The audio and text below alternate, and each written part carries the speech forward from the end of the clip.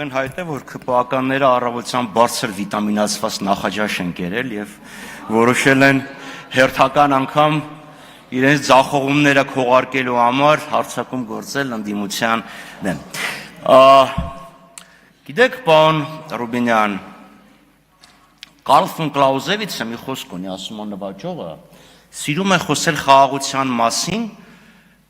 դրանով քողարկել, որպեսզի կարողանա առանց դիմադրության գրավել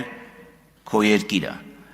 Պարոն Քոչարյան, միգուցե դժգոհ եք, բայց Կլաուզևիցը ճիշտ է ձեզ չի ասում, բայց էլի հայտնի մարդ է։ Հենց որ միմիկան, էքսպրեսիան խնդրում եմ, գոնե իմ ելույթի ժամանակ մի քիչ մեղմել։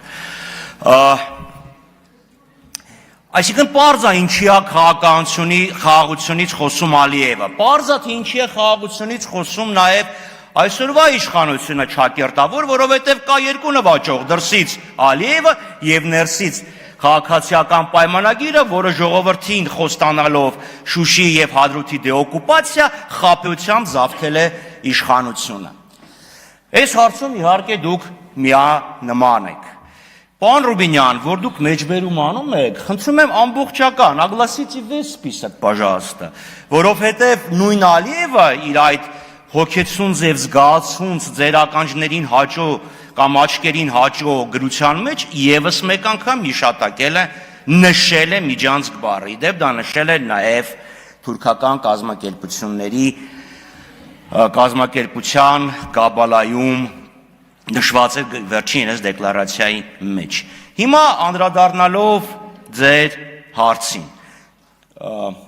մի քանի Դուք ֆրակցիայի անունից եք շարունակում հիմա։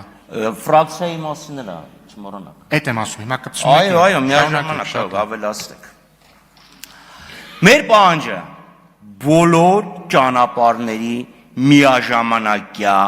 ապաշրջափակում։ Բոլոր դա ներառվում է Հայաստան ճանապարհի ապաշրջափակումը Նախիջևանի միջոցով, որը անհնար է, քանի դեռ սադարակ երասխ երկաթուղին կամ անցումը կառուցված չէ, դա ներառում է Իջևան Ղազախ ճանապարհի ապաշրջափակումը։ Երբեք մենք չենք խոսել ապաշրջափակման դեմ։ Ցորենի հետ կապված, այո, ձեր հանճարեղ քաղաքականության հետևանքով, Ադրբեջանի կողմից, սխալների հետևանքով, Ադրբեջանի կողմից Արցախի բռնազավթումի հետևանքով